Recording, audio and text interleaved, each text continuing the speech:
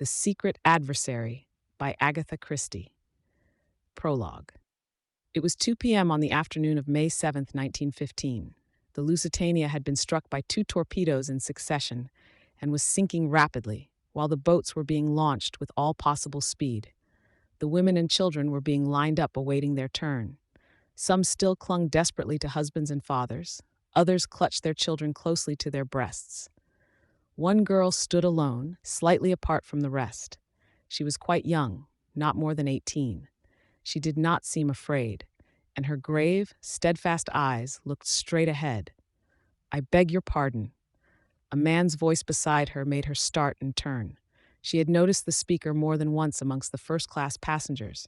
There had been a hint of mystery about him which had appealed to her imagination. He spoke to no one. If anyone spoke to him, he was quick to rebuff the overture. Also, he had a nervous way of looking over his shoulder with a swift, suspicious glance. She noticed now that he was greatly agitated. There were beads of perspiration on his brow. He was evidently in a state of overmastering fear, and yet he did not strike her as the kind of man who would be afraid to meet death. "Yes?" Her grave eyes met his inquiringly. He stood looking at her with a kind of desperate irresolution. "It must be," he muttered to himself. "Yes, it is the only way." Then aloud he said abruptly, "You are an American?" "Yes." "A patriotic one?" The girl flushed. "I guess you've no right to ask such a thing." "Of course I am. Don't be offended. You wouldn't be if you knew how much there was at stake. But I've got to trust someone, and it must be a woman." "Why?" "Because of women and children first." He looked round and lowered his voice. "I'm carrying papers, vitally important papers. They may make all the difference to the Allies in the war. You understand? These papers have got to be saved. They've more chance with you than with me. Will you take them?" The girl held out her hand. "Wait, I must warn you. There may be a risk if I've been followed. I don't think I have, but one never knows. If so, there will be danger. Have you the nerve to go through with it?" The girl smiled. "I'll go through with it all right, and I'm real proud to be chosen. What am I to do with them afterwards?" "Watch the newspapers. I'll advertise in the personal column of the Times, beginning shipmate. At the end of 3 days, if there's nothing, well, you'll know I'm down and out. Then take the packet to the American embassy and deliver it into the ambassador's own hands. Is that clear?" "Quite clear." "Then be ready. I'm going to say goodbye." He took her hand in his. "Goodbye. Good luck to you," he said in a louder tone. Her hand closed on the oilskin packet that had lain in his palm. The Lusitania settled with a more decided list to starboard. In answer to a quick command, the girl went forward to take her place in the boat. Chapter 1. The Young Adventurers, Limited. "Tommy, old thing." "Tuppence, old bean." The 2 young people greeted each other affectionately and momentarily blocked the Dover Street tube exit in doing so. The adjective old was misleading. Their united ages would certainly not have totaled 45. "Not seen you for simply centuries," continued the young man. "Where are you off to? Come and chew a bun with me. We're getting a bit unpopular here, blocking the gangway as it were. Let's get out of it." The girl assenting, they started walking down Dover Street towards Piccadilly. "Now then," said Tommy, "where shall we go?" The very faint anxiety which underlay his tone did not escape the astute ears of Miss Prudence Cowley, known to her intimate friends for some mysterious reason as Tuppence. She pounced at once. "Tommy, you're stony." "Not a bit of it," declared Tommy unconvincingly. "Rolling in cash."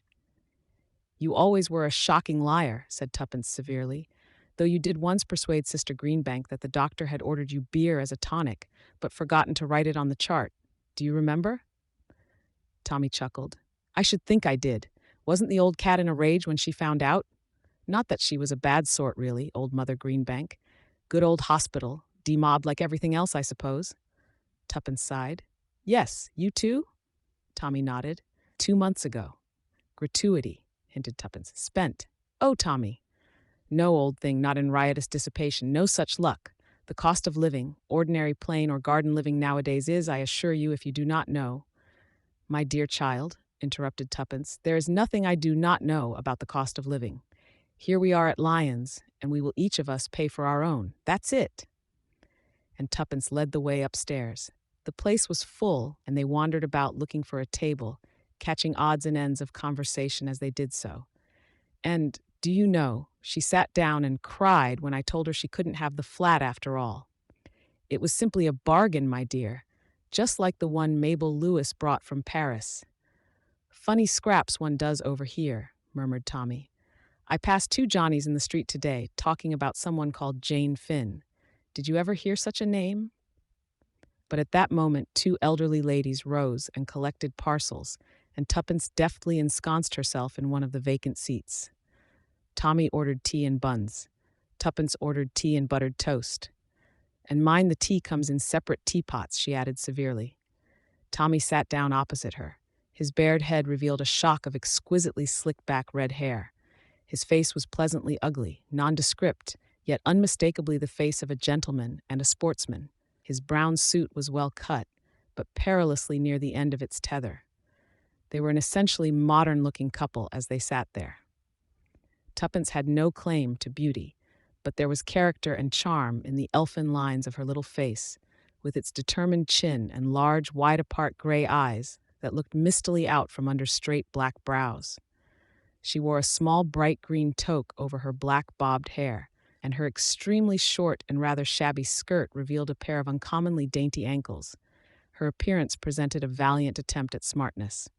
The tea came at last, and Tuppence, rousing herself from a fit of meditation, poured it out. "Now then," said Tommy, taking a large bite of bun, "let's get up to date. Remember, I haven't seen you since that time in hospital in 1916.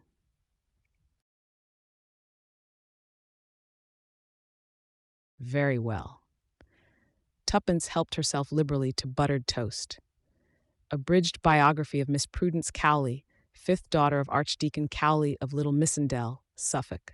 Miss Cowley left the delights and drudgeries of her home life early in the war and came up to London, where she entered an officer's hospital. First month, washed up 648 plates every day. Second month, promoted to drying aforesaid plates. Third month, promoted to peeling potatoes. Fourth month, promoted to cutting bread and butter. Fifth month, promoted one floor up to duties of ward maid with mop and pail. Sixth month, promoted to waiting at table. Seventh month, pleasing appearance and nice manners so striking that I'm promoted to waiting on the sisters. Eighth month, slight check in career. Sister Bond ate Sister Westhaven's egg. Grand row, ward maid clearly to blame. Inattention in such important matters cannot be too highly censured. Mop and pail again? How are the mighty fallen? Ninth month, promoted to sweeping out wards, where I found a friend of my childhood in Lieutenant Thomas Beresford, Bow Tommy, whom I had not seen for 5 long years. The meeting was affecting. 10th month, reproved by matron for visiting the pictures in company with one of the patients, namely, the aforementioned Lieutenant Thomas Beresford. 11th and 12th months, parlor-maid duties resumed with entire success.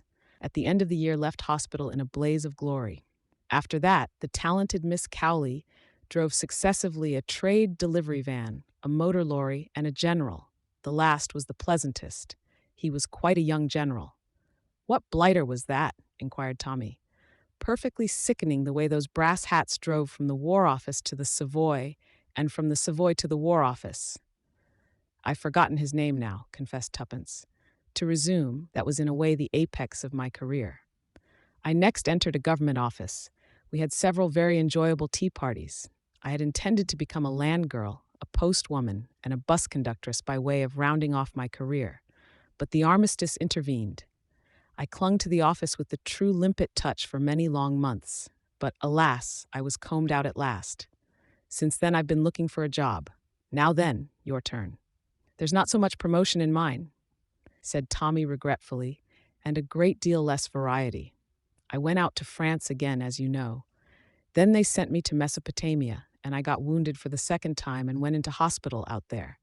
Then I got stuck in Egypt till the armistice happened, kicked my heels there some time longer, and as I told you, finally got demobbed.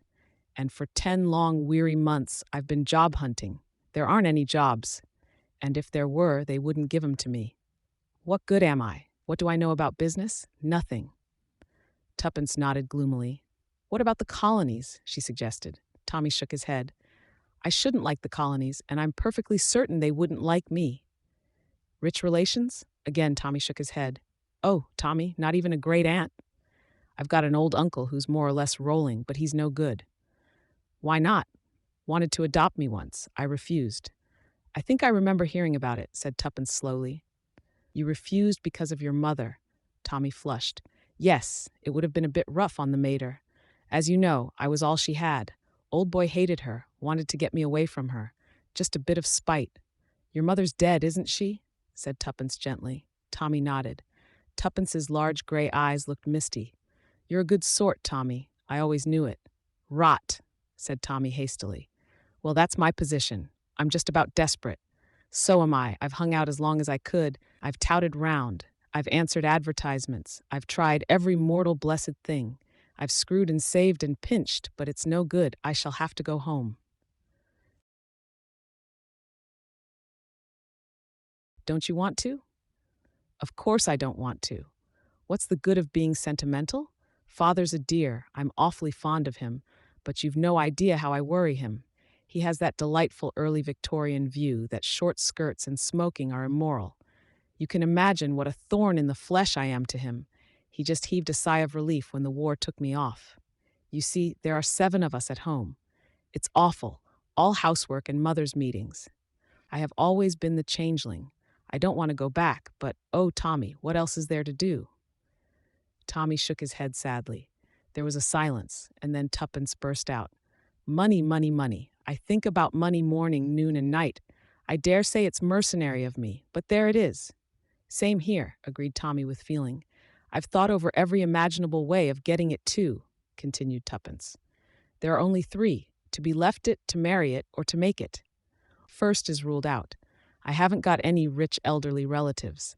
Any relatives I have are in homes for decayed gentlewomen. I always help old ladies over crossings and pick up parcels for old gentlemen in case they should turn out to be eccentric millionaires. But not one of them has ever asked me my name, and quite a lot never said thank you. There was a pause. Of course, resumed Tuppence, marriage is my best chance. I made up my mind to marry money when I was quite young. Any thinking girl would. I'm not sentimental, you know. She paused. Come now, you can't say I'm sentimental, she added sharply. Certainly not, agreed Tommy hastily. No one would ever think of sentiment in connection with you. That's not very polite, replied Tuppence. But I dare say you mean it all right. Well, there it is. I'm ready and willing, but I never meet any rich men. All the boys I know are about as hard up as I am. What about the general? Inquired Tommy. I fancy he keeps a bicycle shop in time of peace, explained Tuppence. No, there it is. Now you could marry a rich girl. I'm like you. I don't know any. That doesn't matter. You can always get to know one. Now, if I see a man in a fur coat come out of the Ritz, I can't rush up to him and say, Look here, you're rich. I'd like to know you. Do you suggest that I should do that to a similarly garbed female? Don't be silly. You tread on her foot, or pick up her handkerchief, or something like that. If she thinks you want to know her, she's flattered, and will manage it for you somehow. You overrate my manly charms, murmured Tommy. On the other hand, proceeded Tuppence, my millionaire would probably run for his life. No, marriage is fraught with difficulties. Remains to make money. We've tried that, and failed, Tommy reminded her. We've tried all the orthodox ways, yes. But suppose we try the unorthodox. Tommy, let's be adventurers. Certainly, replied Tommy cheerfully. How do we begin? That's the difficulty. If we could make ourselves known, people might hire us to commit crimes for them. Delightful, commented Tommy, especially coming from a clergyman's daughter. The moral guilt, Tuppence pointed out, would be theirs, not mine. You must admit that there's a difference between stealing a diamond necklace for yourself and being hired to steal it. There wouldn't be the least difference if you were caught. Perhaps not, but I shouldn't be caught. I'm so clever. Modesty always was your besetting sin, remarked Tommy. Don't rag. Look here, Tommy, shall we really? Shall we form a business partnership? Form a company for the stealing of diamond necklaces? That was only an illustration. Let's have a, what do you call it in bookkeeping? Don't know. Never did any. I have, but I always got mixed up and used to put credit entries on the debit side and vice versa, so they fired me out. Oh, I know, a joint venture. It struck me as such a romantic phrase to come across in the middle of musty old figures. It's got an Elizabethan flavor about it, makes one think of galleons and doubloons. A joint venture. Trading under the name of the Young Adventurers Limited? Is that your idea, Tuppence? It's all very well to laugh, but I feel there might be something in it. How do you propose to get in touch with your would-be employers? Advertisement, replied Tuppence promptly. Have you got a bit of paper and a pencil? Men usually seem to have. Just like we have hairpins and powder puffs. Tommy handed over a rather shabby green notebook, and Tuppence began writing busily. Shall we begin? Young officer twice wounded in the war. Certainly not. Oh, very well, my dear boy, but I can assure you that that sort of thing might touch the heart of an elderly spinster, and she might adopt you, and then there would be no need for you to be a young adventurer at all. I don't want to be adopted. I forgot you had a prejudice against it. I was only ragging you. The papers are full up to the brim with that type of thing. Now listen, how's this? 2 young adventurers for hire, willing to do anything, go anywhere. Pay must be good. We might as well make that clear from the start. Then we might add, no reasonable offer refused, like flats and furniture. I should think any offer we get in answer to that would be a pretty unreasonable one. Tommy, you're a genius. That's ever so much more chic. No unreasonable offer refused, if pay is good. How's that? I shouldn't mention pay again. It looks rather eager. It couldn't look as eager as I feel. But perhaps you are right. Now I'll read it straight through. 2 young adventurers for hire, willing to do anything, go anywhere. Pay must be good. No unreasonable offer refused. How would that strike you if you read it? It would strike me as either being a hoax or else written by a lunatic. It's not half so insane as a thing I read this morning beginning Petunia and signed Best Boy. She tore out the leaf and handed it to Tommy. There you are.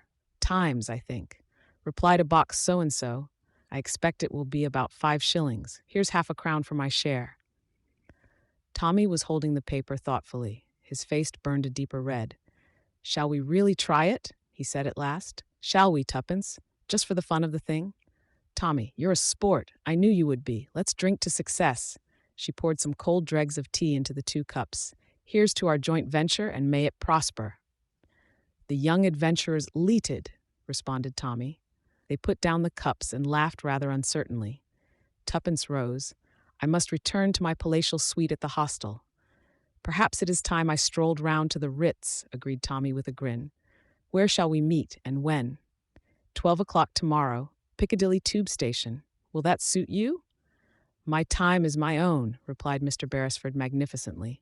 So long, then. Goodbye, old thing. The 2 young people went off in opposite directions. Tuppence's hostel was situated in what was charitably called Southern Belgravia. For reasons of economy, she did not take a bus. She was halfway across St. James's Park when a man's voice behind her made her start. Excuse me, it said, but may I speak to you for a moment?